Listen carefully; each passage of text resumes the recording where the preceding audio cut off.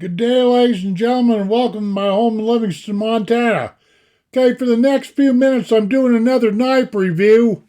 It's on this old timer model 240T. Now, here's the box that it comes with. Not that it's that important, but I did want you to maybe notice this right here. Let me get this in focus.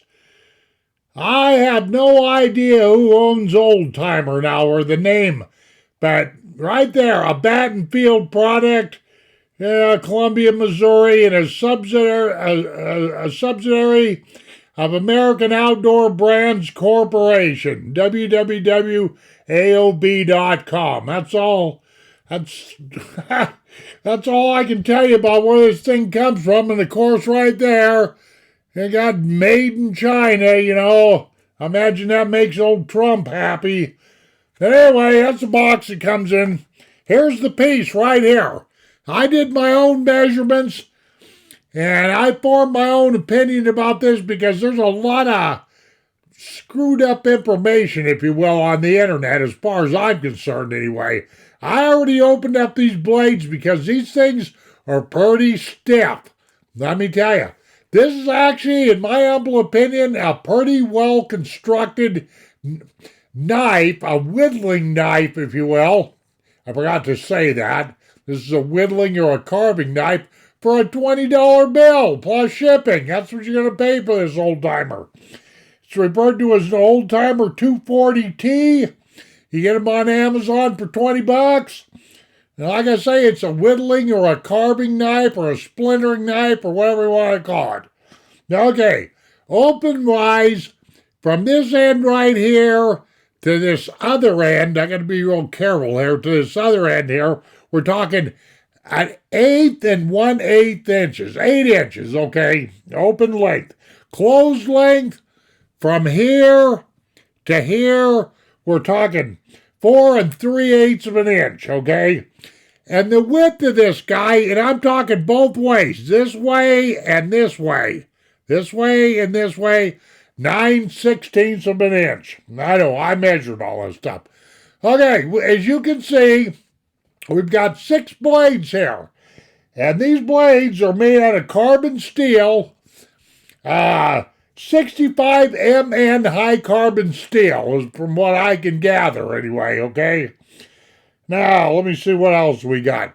Okay, let me name these. Now, if I get these names of these blades wrong, forgive me, I'm doing the best I can, working with limited information here.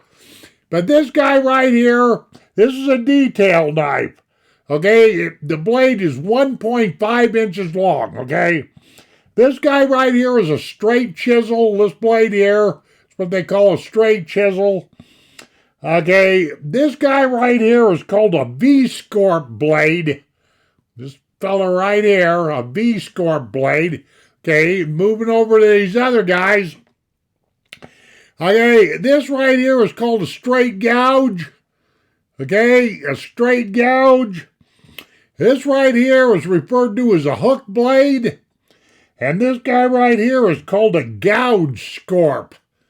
A gouge scorp. So there's 6 blades total in this guy right here. The weight on this knife is 3.9 ounces. And supposedly we've got nickel silver bolsters in here. The knife itself appears like it's very well built. Surprisingly, for a $20 knife, these back springs right here are heat treated, and they're pretty doggone tough. I know that's why I've got these blades folded out, because I didn't want to take a chance of cutting my thumb off or something, Okay, and believe it or not, in between all of these blades, there's actually metal spacers. Now I don't know if they're bronze or brass or what. You might be able to see them in there. I doubt it though. But all in all, this doggone knife here, for a $20 bill for a carbon or whittling knife, I don't think you can go too awful wrong with this old timer, just simply because there's this U.S. company called FlexCut, and they have a knife that's very similar to this guy right here on the market. It's going to cost you over $100 for that FlexCut. So there you are. All right, that's my review on this. If you're looking for a good whittling carving knife, I don't think you can go too wrong. $20 bill on this old timer. Very well. Thank you very much, ladies and gentlemen, for watching this review. And like I'm famous or infamous for saying, take care of yourselves, and we shall see you on that down the trail. And adios, my friends.